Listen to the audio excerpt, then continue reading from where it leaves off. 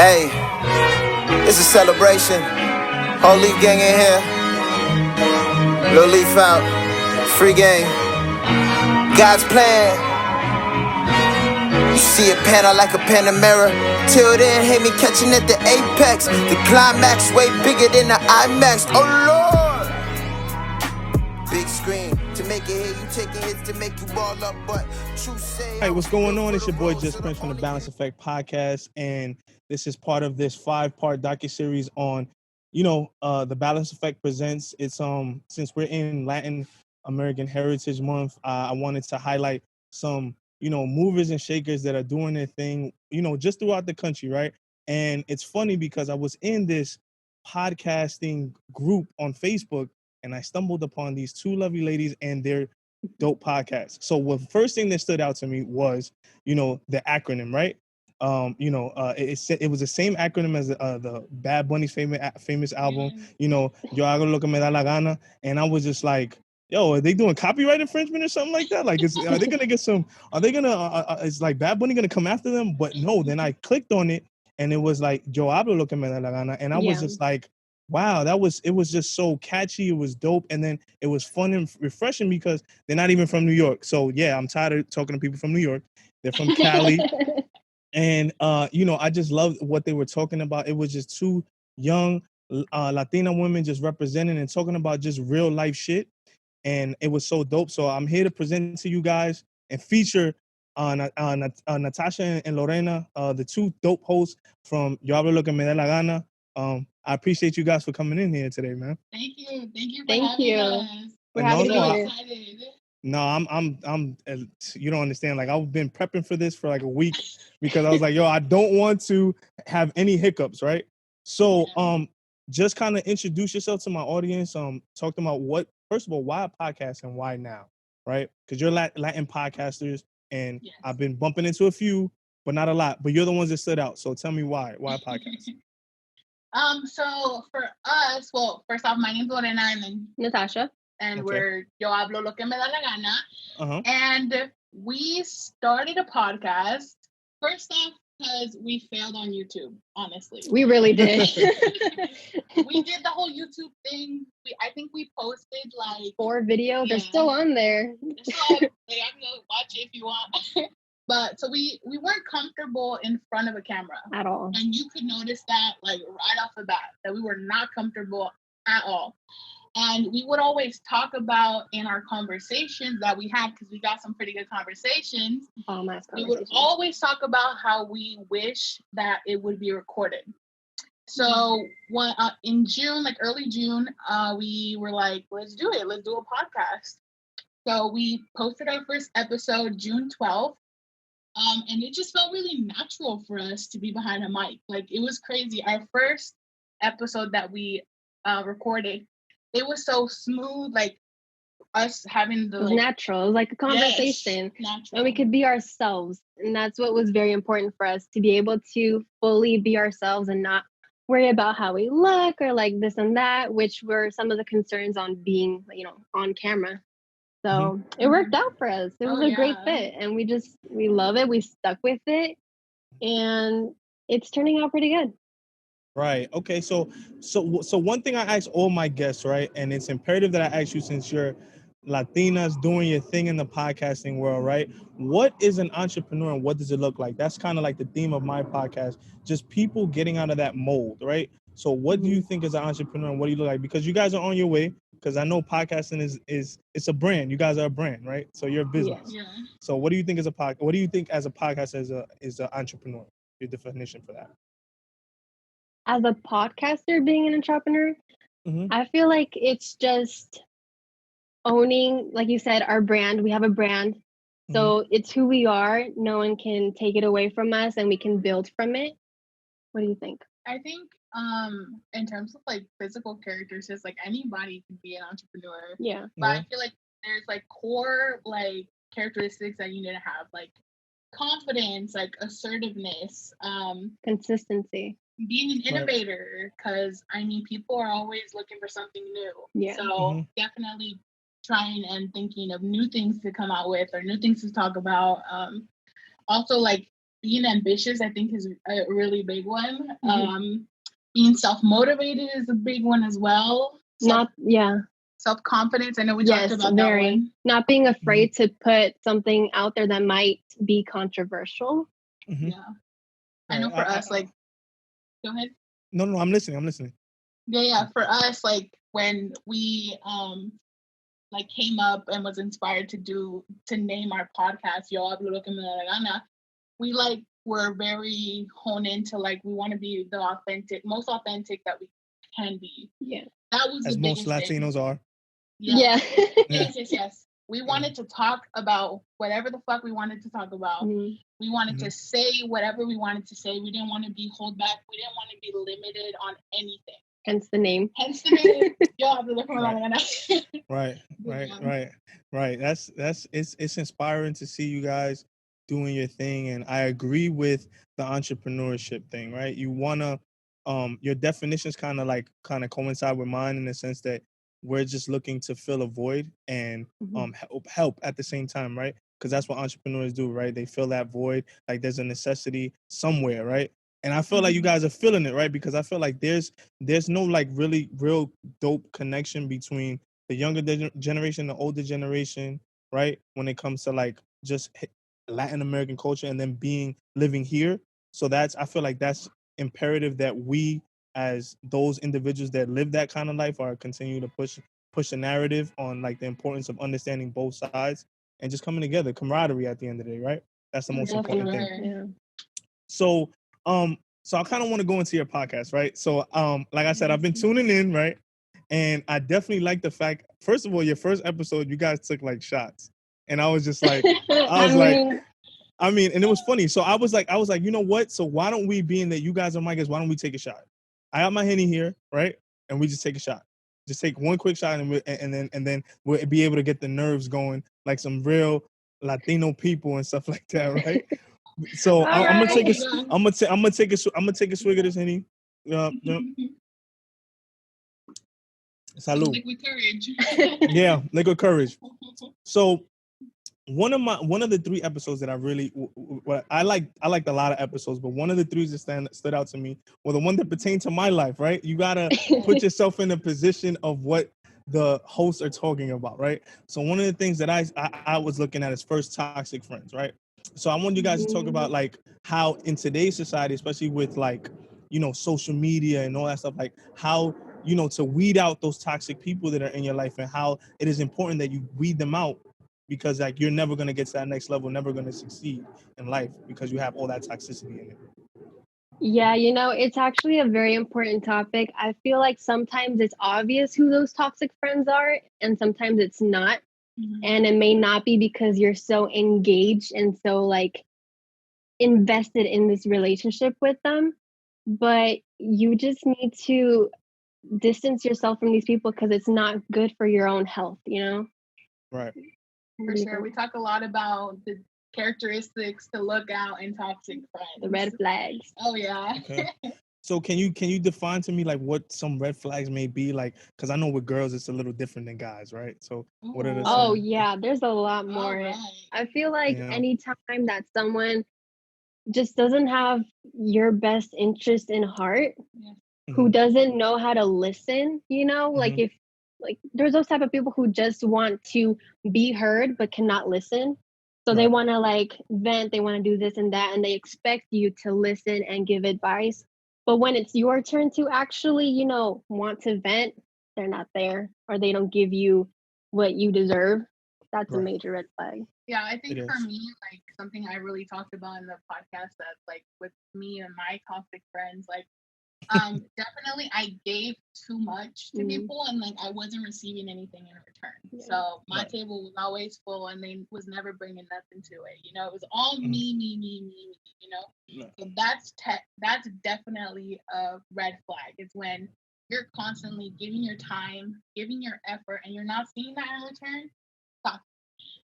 Another one, I feel like gossiping is always a big one. Like if they're talking shit behind your back, cut them out. All that drama, it's unnecessary. Really is. Right. Another really big one. What's another one I really talked about? We talked about a lot. I feel like a big one that we talked about is like when other people get like a boyfriend. Ugh. And then they just drop assume your friends or just disappear. That was another big one for us. They get dickmatized. Yeah. I know, right? Yeah, it's over.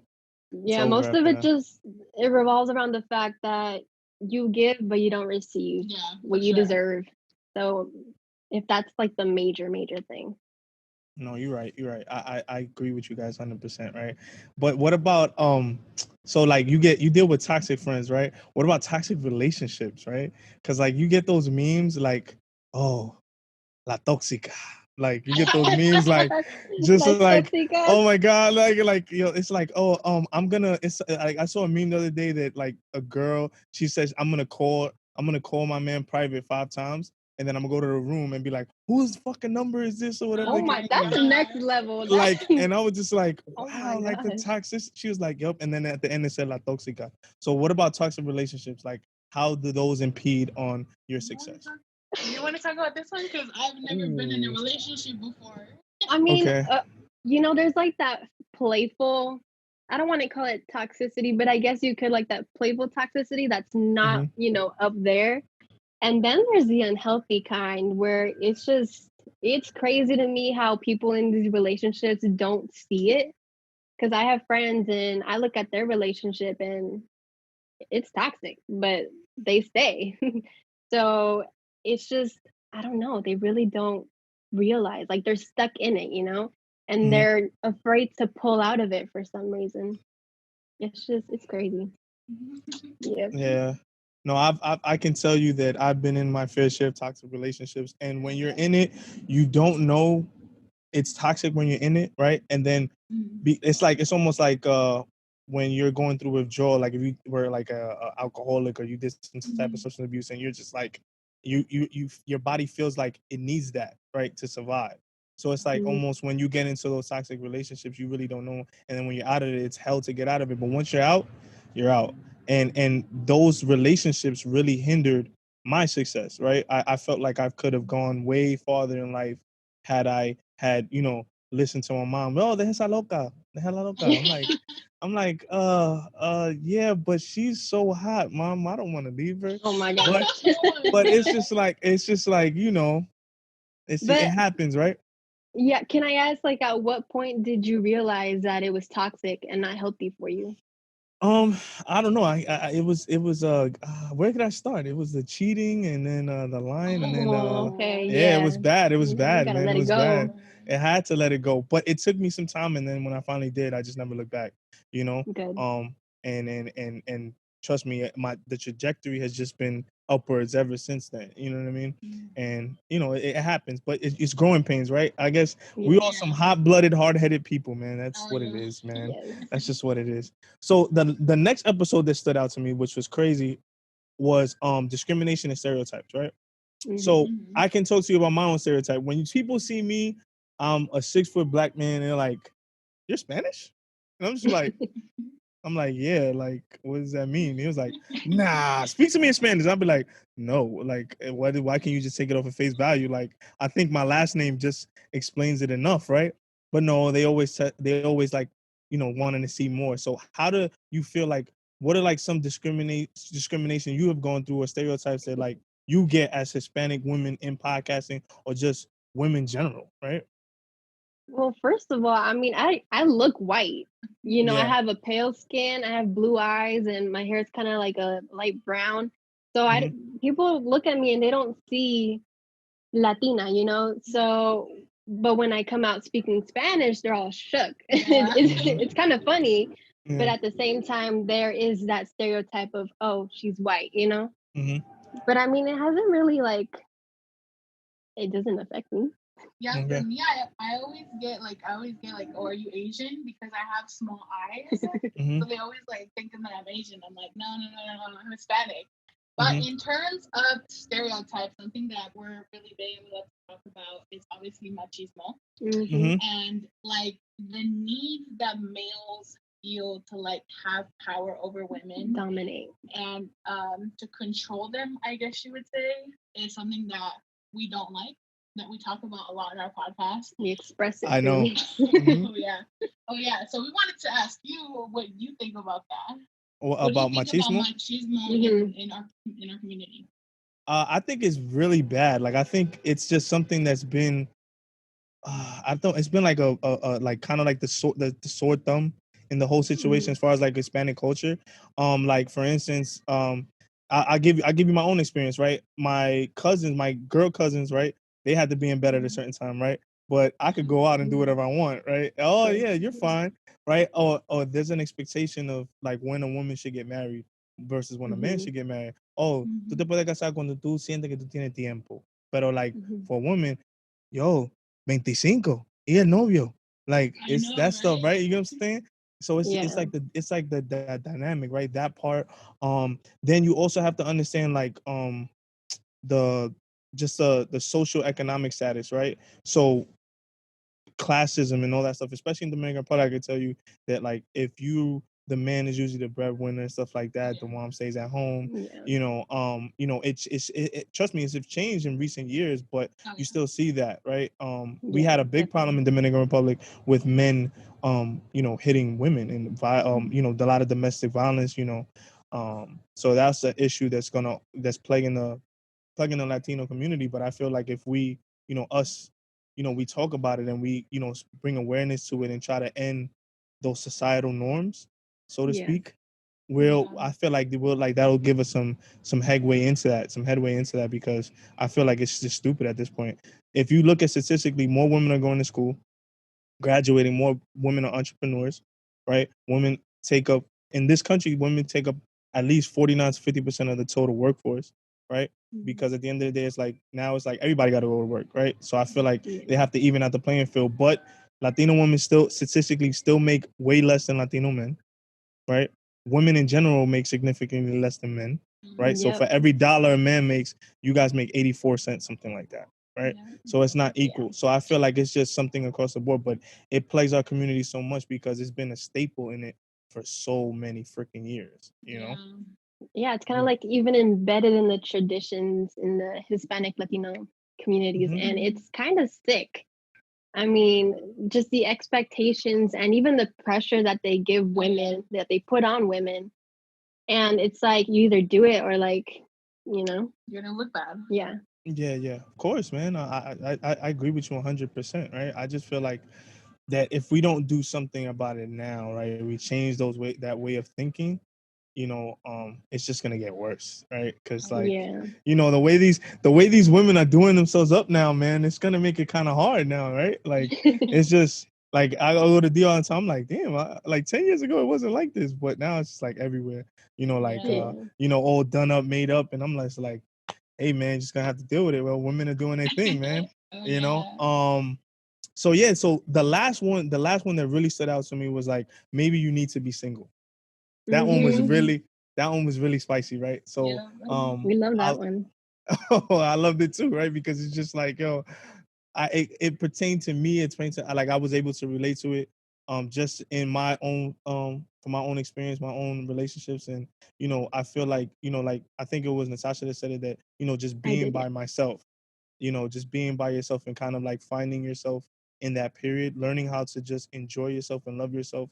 I feel like that was just important. And like, I just want you guys to talk more about that episode. It kind of really stood out to me. Yeah, for me, like I said, like I've been single all my life. I haven't been in a serious relationship at all. So for me, I love this episode because I wanted to break the stereotype that you need somebody else to be enough. I absolutely hate when like people are like coming at you and be like, "Oh, where's your boyfriend at?" Like, "Oh, I don't need somebody else to complete me." I think obviously what needs to be embedded in a bunch of people's minds is that like you're enough on your own. That you do not need somebody else. And for me, like being so many years single, I'm not that old, but hey, I got to know myself so much more about like what I like to do, what I'm passionate about, really know who I am and love myself for who I am. And I don't like that stereotype at all that you gotta have somebody. I do not like that. Yeah, me neither. For me, it was like, I mentioned this in the episode actually, that I didn't have a relationship, not even in high school. I just didn't want it. I didn't feel inclined to do it or like get into one because I knew I wasn't ready for it. I think getting in a relationship is a very complicated thing. It's very, it can be complex if you're not happy with yourself. So that's one thing that we really emphasize throughout the whole episode, is that you need to really get to know yourself, get to understand your flaws, and really embrace them and work on yourself before you can really even get in a relationship, because it's just going to make it worse for yourself and for that person. And you're never really going to be able to grow, and it's just going to like keep you down there. Yeah, I think people are scared of themselves, to be honest with you. I think some people jump into a relationship and skip the whole part of knowing who they are and really knowing. No, I'm joking. And knowing everything about them. And they think that getting into a relationship is going to fix and fill that void. And that doesn't happen. And then that's where the whole like toxicness comes out, because like they wanted this person to fill that void for you, but they couldn't. And like now they're mad and like they don't know who they are. They don't know what they want and all this stuff. And it's also like if you get into a relationship and you don't fully know yourself, then you don't fully know what you deserve. And you're going to accept less than what you actually deserve. Right. And I think that's a big problem that we face now is people just want to be with somebody. People just want to like post on the gram and this and that, But it's like vacations. Yeah. And I'm really big on like first knowing who you are and knowing everything about yourself first. Or else you're gonna be afraid to be alone. Oh yeah. There's those people that just have to be in a relationship. They need somebody. They're dependent on somebody to make them happy. You can't depend on somebody to make you happy. You gotta be able to make yourself happy first. Yeah. Love yourself first. Yeah. It's all about loving yourself, right? So kind of to piggyback off of that, what do you guys think about just going into a relationship with expectations, right? Like, what do you think about that? Because that is also toxic, right? Yes. I feel like it's important to note that there's a difference between having expectations and knowing what you deserve. Right. So that's the one thing I would like to emphasize. Yeah, I mean, like for me, like I would say I have pretty high standards, but in terms of expectations, like I just like I know what I deserve. Like I don't think like I think this is a good question. Like expectations, I don't think all expectations are toxic. There are some, but then there's other ones like I don't know, like I expect my next person to like treat me well. Like to be honest with me, there's like those small things that are just logical in a way. Yeah. Right. But then there's some. If you're getting too picky about it, then it's like, whoa, Like he needs to be 6'5" on the dot. Like he needs to weigh this much. Like okay, that's pushing it. That's too much. I mean, some people have their what's that? Their ideal boyfriend, girlfriend, how they look, how they dress, and stuff like that. So yeah, I don't think we should do that. Yeah, I'm gonna stay away from that. I don't want to go into that room. I'm gonna be as neutral as possible, right? I love everybody. So kind of moving on, right? So how is it important as Latinas and Americans to fill that void in podcasting, trying to reach both the American community and the Latin American community? Because that's what I strive to do, right? I want to be able to, relate to both of them, right? Yeah. So how important is that as podcasters? Very important. I feel like when we started creating our podcast, we were like, we want to show who we are, and being Latina, that's part of us. So we were trying to find ways that we can embed that into our podcast. And one of the ways was by our name. And then, mentioning things, doing, episodes where we incorporate Spanish and talk about the Latin Hispanic community. It's just small things like that where you can, obviously a lot of what we say does relate to, I guess you could call like the general public, and then obviously a lot that the Hispanic Latinos can feel like they can relate to as well, because it's us talking about it and expressing some things that they might have gone through as well. Yeah, and I feel like for us, like we always try to work on like always incorporating Spanish into our podcast. Yeah. We don't do the best job at it, but we're trying. Hey, look, you guys are doing great. What are you talking about? I mean, I stumbled upon it. I was like, oh, you guys are doing great. Yeah.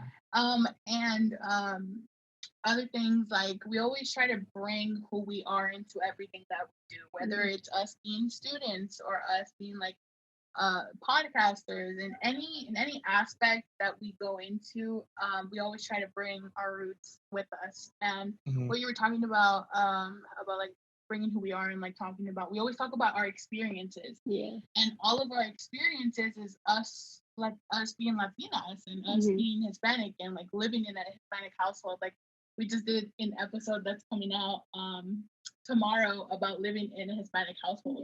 So oh man, that's gonna be funny. I'm gonna listen to it. Yeah.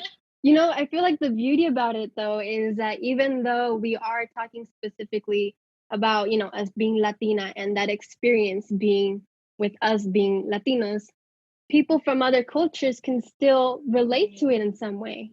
And that's what I love about it, because you can still find similarities. You can be like, oh, yeah, this happens to me too. Okay, I'm gonna keep listening. Like, I want to learn, Yeah, it's you guys are relatable at that point, right? Yeah. You relate into different people, different homes. I feel like everybody has that mom that's annoying, that's always on you. You have your dad that's overprotective, your little brothers that are annoying, older brothers that are obnoxious. You kind of deal with all of that in a Latino home. So that will be a definitely interesting episode. Guys, tune in to that. I'm gonna definitely tune in. It drops tomorrow, right? Yep, tomorrow. Tomorrow, right? All right, so I'm tuning. I'm tuning in. Ooh, 6 p.m. is a good time.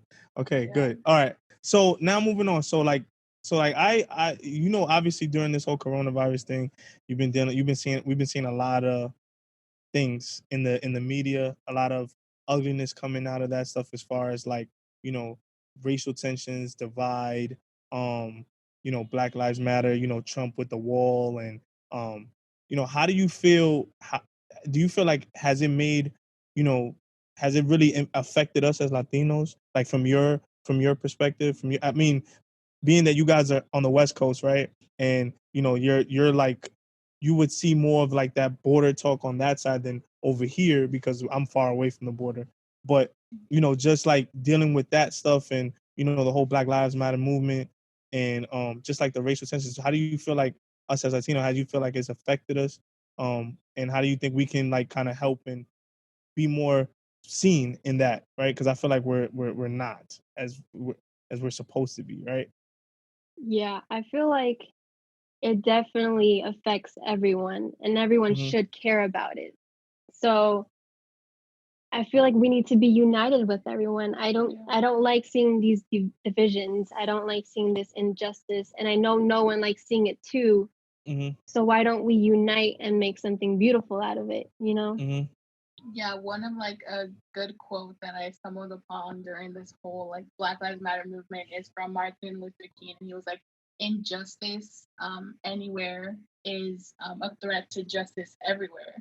Right. Which I think super important, because I feel like anybody that has a platform like you and me, we should definitely be talking about Black Lives Matter movement, everything that's going on, all the racism that's been going on, which is crazy.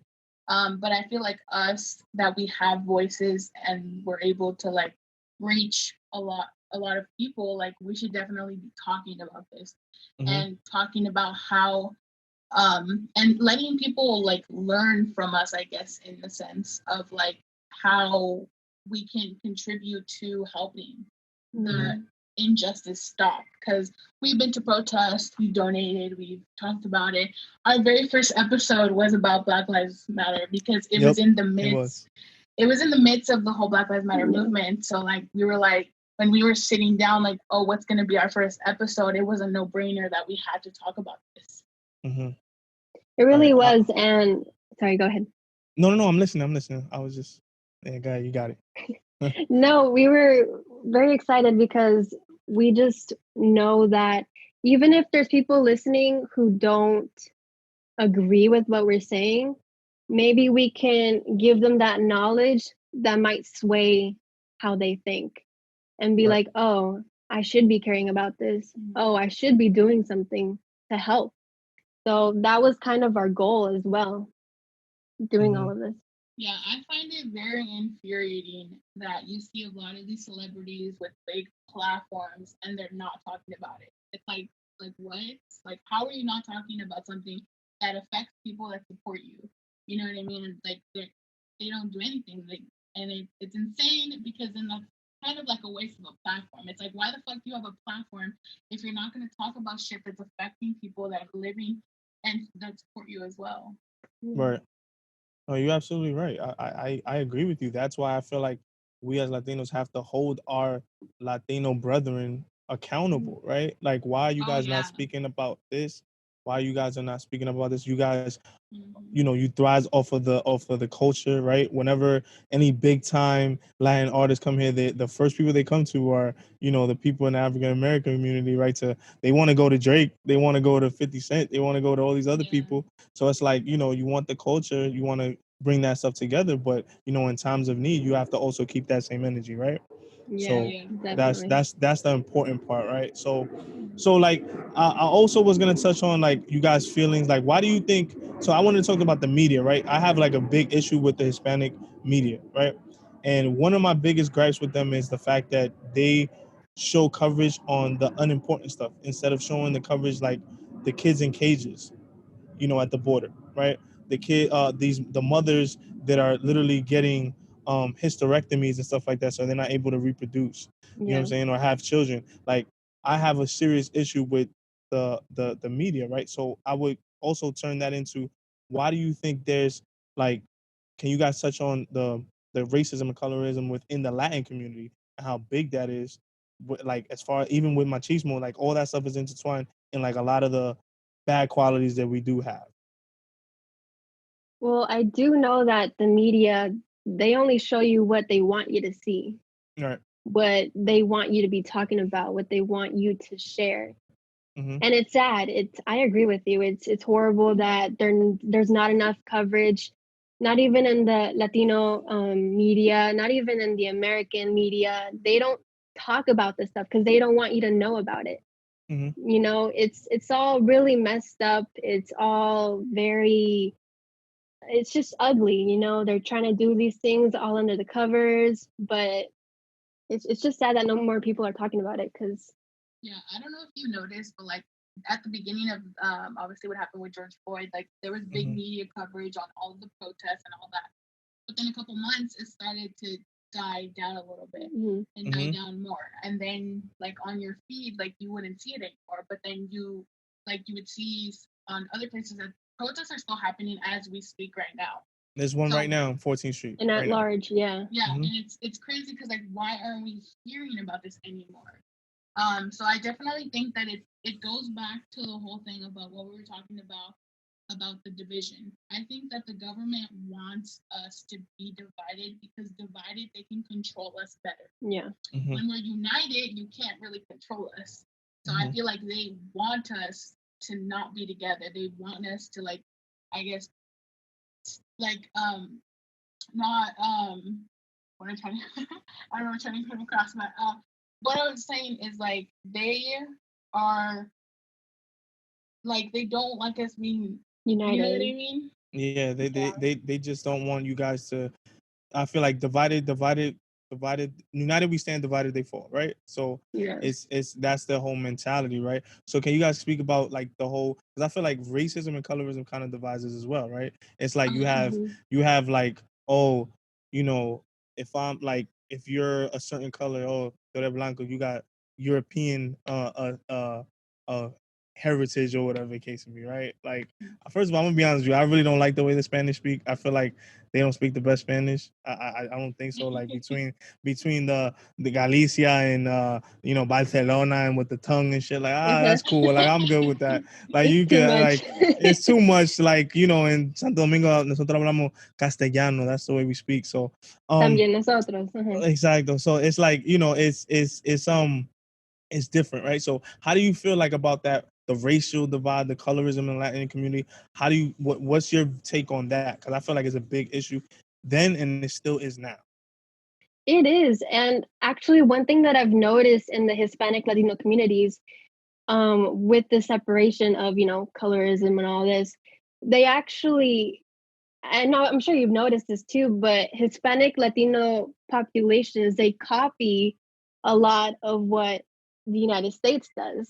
Mm-hmm. They do that a lot. And so I don't know if that's one of the things they've acquired. Like they're like, oh, these people, they're at the top, they're better. These don't matter.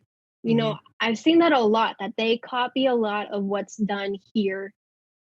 I don't know why, but I feel like that might contribute to that. Yeah, I think like in terms of racism, like me as Mexican, like I got no problem saying that Mexicans are racist. Some of them can be a lot of like they're racist as fuck. Like I'm hella open, so like my parents have said some shit before that was not okay, and me being like I obviously have to say something. I'm not gonna sit there and like bite my tongue. Yeah. So I feel like in their like traditional like ways, racism does tie into that as well. And then the whole thing with like colorism, I feel like Hispanic with like darker skin colors, they face more discrimination than others. So I just wanted to ask you, like, what has been your experiences with discrimination? As far as like me, so it's so I get oh, you're not Dominican, you're Haitian, or you're whatever. I mean, I do have Haitian roots too, right? Because it was before the Dominican Republic, there was Haiti. So I mean, I gotta be honest with you, I may have, may not, I don't know, right? But at the end of the day, it's like you get that spiel, right? Then you get I get oh, but you don't look Hispanic. I'm like, but what does, oh, you don't look Dominican. I'm like, but what does a Dominican look like? We're a mixed people, right? I mean, slavery, right? You had black, you had white, you had Indian, you know what I mean? And you had los mestizos, you had los indio claro, indio curo. And it's just like, especially in the Dominican Republic, it's just, you have a history of just, if you were white passing, you were better. If you were Indian looking or whatever the case may be, you were just a little bit better. You were just a little bit better than the people that were black or had more African uh, ancestry, right? So, I even have a problem with the whole like, you know, defining myself Afro Latino. I just want to be Latino. You know what I'm saying? Like, I just feel like, why do I have to have a subdivide of a subdivision of a subdivision? Like, I feel like, no, we're just one people. We all come from this one thing that is like a melting pot of different way people speak, different food, different culture, right? We have different dialects. I mean, Dominicans probably speak we not probably, we definitely do speak a lot different than, let's say, a Mexican or Uruguayo. It's very different, right? It's very different from the way we speak. So it's like, but we understand that we all speak Spanish. So I feel like that's what brings us together. And I'm just all about everybody being together. But I do face a lot of that stuff because it's like no one really, especially here, like my mom would tell me, like when she came to this country, when she came here, it was just like nobody knew what a Dominican was, right? It was either you're Mexican or white or black. That's it, right? Then people like, if you go like to certain parts of the country like New York or Florida, and it'd be like, oh, okay, you might be Cuban or you might be Puerto Rican, right? And I'm like, no, I'm neither. Like I don't like Dominicans. We don't even get like on the census thing when it says like Hispanic, they say, oh, so are you Hispanic? Are you from like Mexican, Cuban, Caribbean, South American, Central American, right? We don't even get like we don't even like, so a Dominican doesn't count, right? Like I'm like what is that? But it is what it is, right? You would think Romeo made strides, right? But I guess not. We gotta get a bigger artist, I guess. But yeah, those are the kind of like the stereotypes and discrimination I face. It's always constantly like you're not. It's like, especially going to New York, it's like, with Dominicans, it's like, oh, why you chilling with the black dudes? It's because I like basketball, man. I like football, man. I don't like baseball, man. Like, oh, I don't like hicked out music or stuff like that. Like those are the things, right? Because you try to please both, and sometimes you don't always win. You always win. So those are the type of stuff that I had to deal with growing up. But I mean, I love my culture, man. I love it. I can't lie.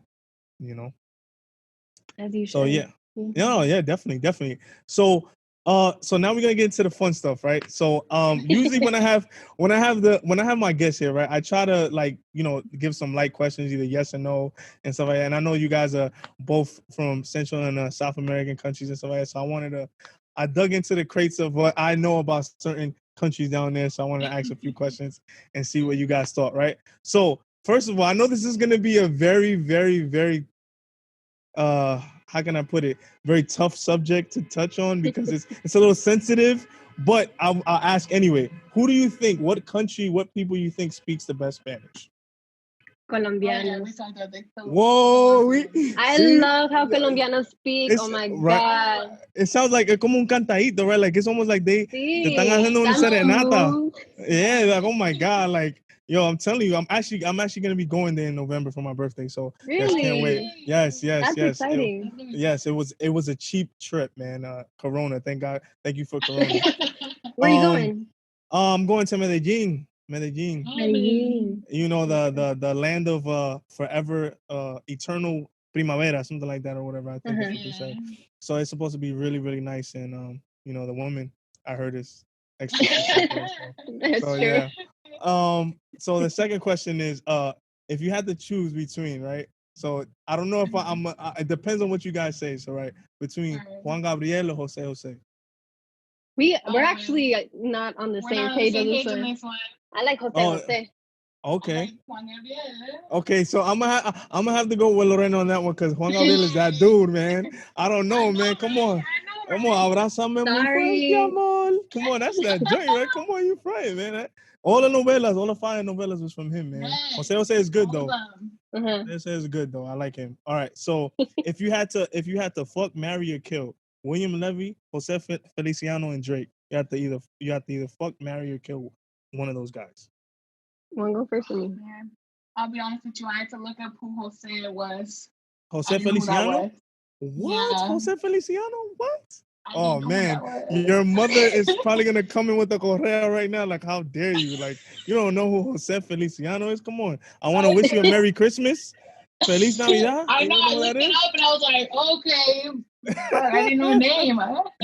Got you. If I had to choose, I'm sorry, Jose, but I had to kill you since I didn't know who you were. Okay, cool. So I'm gonna have to kill him off.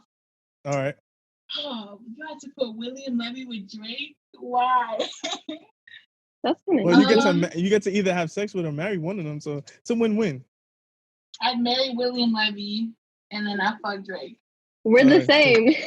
God, see, there you go. You good to go. Same thing. So, all right. So your fave Hispanic or Latin country to visit, or your fave place to visit, doesn't have to be Latin. Okay. I haven't been to much Hispanic places, to be honest with you. I would love to go visit the Caribbean. Definitely go. It'll be. I want to go. I think it's beautiful. Cana. They got some. They got bomb food too, huh? Yeah. What's the national dish? It's Paraguay, right? Uruguay. Paraguay. All right, so Paraguay. What's the national dish in Paraguay? I never knew what it was. National dish? Like, you have like a national thing. Like if you go like to Colombia, it's like bandeja paisa. If you go to Medellin, we have a lot. Honestly, I chipa, which is like a bread. I chipa guazú, sopa, milanesa con puré, which is my favorite. I like empanadas. There's a lot. Pasta frola. Okay. There's a lot of food, honestly. Okay. What about in Mexico, Lorena? We got tacos, birria, tamales, pozole, enchiladas, quesadillas. Oh yeah, quesadillas is a big one. Flautas. Flautas are good. Flautas are good.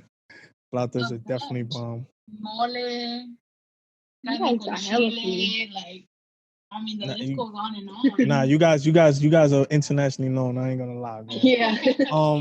So if you had to choose between arepa or tamales, what you doing? Which one's better? I've had arepas, but not like bomb ones yet. Okay, so we're going with tamales? Yeah, because I just haven't had enough of arepas. Oh man, if you're ever in New York, man, got you some dope arepas. I got you. I got you, man. If you're ever in New York. I gotta go with tamales. My mom makes some bomb ass ones. All right, man. I gotta try those. On my trip to LA, to California. So, all right. So my favorite novela, right, is of all time. Oh man, which one's my favorite? I don't know. I may be showing my age here, right? So, it was called Corazón Salvaje, right? That was like my favorite one, and then my other one was damn, it would have to have been I would have to say El Capo. That was my El joint. Capo. That's a good one. That was my joint. That was I ain't gonna lie. So what are your favorite novellas? All time favorite novellas? My favorite one so far is Corazón Indomable. Okay. That one. I gotta check that one out. I have a couple more. La Reina del Sur, Soy tu dueña, Teresa. Oh my God, Teresa. I have so many. Anything with Sebastián and You Got Me Hooked. Oh my God. I love Lo que la vida me robó, Amores verdaderos, El Señor de los Cielos. Oh, that was good. That was good. Sin senos y hay paraíso. That one too. I was watching on Netflix earlier before I got on here. That's dope. I love that one. Yeah. But yeah, there's a lot. No, novellas. I feel like novellas were like a staple in a Hispanic home. Oh yeah. If your mom wasn't watching novellas, I don't know what she was doing. She was either complaining or cooking. Mom. Me too. Yeah. Listen, I was watching with my mom all the time. Like, you understand? I feel like some of the best music comes from like novellas. True. That was definitely the truth, right? So basically, like I one of the other questions I was gonna ask you, like your traditional Hispanic food that you hate, right? So in Dominican Republic, we have like a traditional dish called like habichuela con dulce. I'm not a big fan of habichuela con dulce. Like that's not really my thing, right? I'm more of there's something called maíz caqueado, which is like it's like como like a oatmeal, and you put like it's made with canela and they have corn in it and stuff like that. It's mad good. It's like an avena almost, but with corn. Like if I explain it the best way, and it's like delicious. So like, can you name a traditional dish from your country that you hate? That like it's like even a Spanish food that you like. Nah, I ain't doing it. I don't want to eat it. All right, the first one like comes to mind. Anything hígado. Oh. Yeah, no. In any way you prepare it, it's just bad. I'm sorry. It's terrible. That one, and the number 2 for me is menudo. I don't like menudo at all. It's like it's kind of like, how do I describe it? It's like con patas, and like it's like a type of like a sopa kind of. Okay, like a sancocho, but with like chicken feet or something like that. Yes. Okay. I don't like that one at all either. No. Yeah, like a typical food from my country. I haven't tasted anything I didn't like. Ooh, however, I don't like organs. You don't like no organs. Don't give a. No I haven't hígado. tried any good organs. No hígado, hell no. No tripa, no none of that stuff. Nope. I haven't even tried lengua yet, but I'm not. Oh my god! Lengua de vaca. Oh my god! Lengua, I don't. I don't want no feet. No tongue, no eyeballs. I'm sorry, but no heart either. No intestines. Yeah.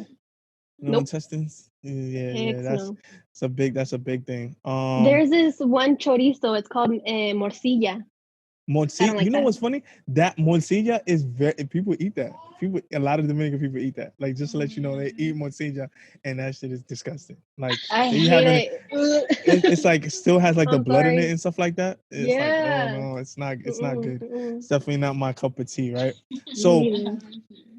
So, Lorena, I'm gonna ask you this specifically, right? Why do you think Americans think in the Mexican Independence Day is Cinco de Mayo? Oh man, okay. Like, isn't that like the Day of Puebla or something like that, right? Let me brace myself for this one.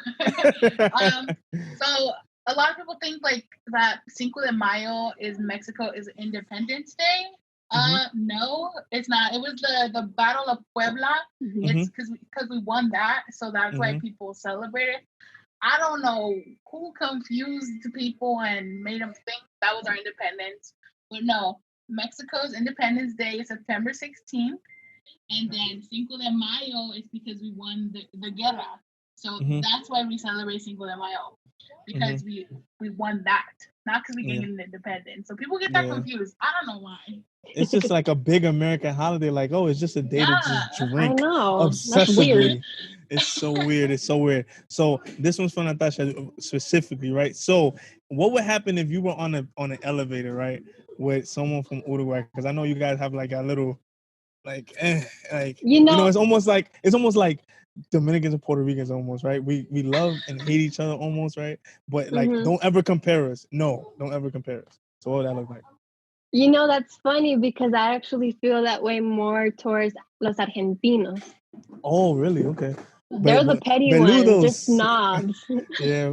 I'm sorry, but they are. Like, I've spoken to so many gente de Argentina, and they're just like snobby. Okay, snooty, stuck up. Yeah, they think like they're the best, and they'll try to make you feel like shit for no reason. So, yeah, nope. You know what's funny is that, like, I was actually having a conversation with my uncle about it. For a long time, Argentina was like the staple of what a Hispanic country was supposed to be, as far as like economically, right? So like until like they had the stuff with like he says it, la vaca loca, where all the their meat was the cows were dying. I don't know if you remember. It's like 2006 and the economy fell, and you know that's why they had like that I guess that ese aire de superioridad. Like it was like, that's what it was. But you know, it's cool. Like, you know, everybody has their high time and low times. You know, bájale do. You know, I mean, just relax. You good, right? So so the last question is if you had to have if you had one day to have dinner with any celebrity, living or dead, who would it be? Where would you go? And what would you be eating and drinking? All right, I got a good one. Bad Bunny, Benito Ocasio Martinez. I would definitely love. Yeah. I would definitely love to have dinner with him. Did you know about the concert that was going on? No, I didn't. So my sister called me. She was like, "No, I didn't. I didn't know about it when it was happening, right? Because it happened Sunday, right? It was Sunday. Yes, I think it was Sunday. Usually I get up with my boys and I'm just like, yo, we're gonna go watch football because I'm in this fantasy football league. So my sister called me. She's like, yo, Bad Bunny está frente a la casa. I was like, what? What are you talking about? Because I'm in Harlem and stuff like that. And he was literally passing Broadway, and she's like, yo, Bad Bunny, and he turned the foot. I was like, nah, you lying. And this dude is just like, gosh. And he was literally passing like my block, playing like one of my favorite joint, 25-8. That's my favorite. That's my favorite joint off that album. Like, you know, that's my joint, and he was playing that, so it was crazy that I wasn't home to kind of see that. I was somewhere else. Crazy. But yeah, no, I love him. He's my all-time favorite artist. Like, not even artist, just person. Like, he's all about the people. I love him. He's a sweetheart. Yeah, I love his music. I love how he carries himself, how he talks about important ass issues that are going on, not just in Puerto Rico, but all over the place, and everything happening with Hispanics. Yeah. But yeah, wow, I think he's just amazing. I think he really like redefined like Latin trap music, and with bringing the nueva religión over here as well. But yeah, I love him. I feel like he kind of embodies what like a celebrity should be like what they should do with the platform they have and all that. Oh yeah, he's our inspiration for our podcast. Yeah, that's a dope inspiration. Yeah. So, in terms of like what we'd be eating, I'd probably cook for him, honestly. She would definitely cook for him. She's like, no, venga para la casa. Oh yeah, for sure. I'd probably cook some enchiladas just because that's like my favorite dish to cook. So I'd probably cook him out some enchiladas. All right. You so know, you guys. No, I'm listening. Oh, I'm sorry. No, I was just gonna say, like, for me, I was having a hard time with this one because I don't really have like a celebrity I would be so psyched to go have a dinner with, and the only thing that I could think of was like historical figures, which is kind of boring, but like minority. So I think it's cool. I was like, I would love to hang out with Cleopatra and see how she is. That's interesting. So you chose an African queen to chill with. That's dope. Egyptian queen, that's dope. I love history. I want to know like why they made the decisions they made, how they would how they live, what they would do. I don't know. I'm just into that. So I would like to hit her up, but she did. So So then, what would you be eating? we would be Like, eating my favorite food because I don't know what okay, she would eat. So yeah, like I'm wondering how would that look, right? You're like, what were they eating in ancient we Egypt? would, Like alligator from the Nile or something like that? yeah, no, we're gonna go with milanesa and puré de papa. So that's what we're Puré gonna de, eat. puré de papa is always a go-to, man. Can't go wrong with a That's my potato. favorite. What about Honestly. you? Why? Who would you want to have dinner with? Oh man, I feel like there's so much people, and it's hard for me to kind of pinpoint one person. But I would probably say, hmm, uh, probably Jose Francisco Peña Gomez. He was a leader in Dominican Republic. He was part of the partido PRD, and he was big on just uniting the country. And él tenía como un nacionalismo that like they don't have anymore. Like he was still one of those Yeah. great people. And the reason why he never became president was because his parentage, right? Not his biological parents were Haitian, and as far Oh, as he okay. rose, in politics, because of colorism and racism, he was never president, but he was like the best thing ever, right? Like as far as like what he wanted for the country, like he wasn't, I wouldn't say he was a communist, but he was a socialist. He wanted social reform, and I was big on that. Like you, uh, I'm a big history buff, so I read a lot. Always in my head. That's So cool. yeah, yeah. That'd be I'll an probably have interesting dinner. conversation. Yeah. It'll be a heavy one, right? I think I'll cry on that one. And what we would eat, I don't know. I think we'll probably be sitting back, eating probably like some arroz con habichuela and some plátanos and some maybe some chicken and steak and maybe throw back a couple presidentes and just Sounds like a have bomb a time. yeah, like just a dope conversation. It could be in my house, my backyard, his house. It don't matter. Like we could go to DR. I'd rather we be in DR to be honest. Nah, yeah, it would be nicer. But yeah, that's how probably I would want to have dinner and have a dope conversation. That's cool. I love that. Yeah. But like like any questions for me? How's the podcast going? How's everything going with that? Like are you guys making headway? Do you feel like you're reaching your targeted audience? You know? I did have one question actually. It would Okay. be, because we're still a very young podcast. Hmm. What advice would you give to new upcoming podcasters? Like what would you tell them? So kind of the reason why I started my podcast was because one, I'm a teacher elementary school, and I was just like, I love children, but yeah, it's really not for me anymore. I'm in my 30s. I'm just like, yo, you know what? Yeah, no, I don't want to do this anymore because I feel like I'm not able to have the freedom that I want. So I feel like financial freedom and ownership and understanding the importance of just understanding what's how to get money. You know what I mean? Like I feel like we as Latinos, we don't, our parents are like, oh, vete para la escuela, Yeah, graduate, that's get a true. family. What do I do after that, mom? What do I do after that? There was no information on how do I get the things that I want, right? Because I just Yeah. don't want to go to school and then work for the rest of my life, right?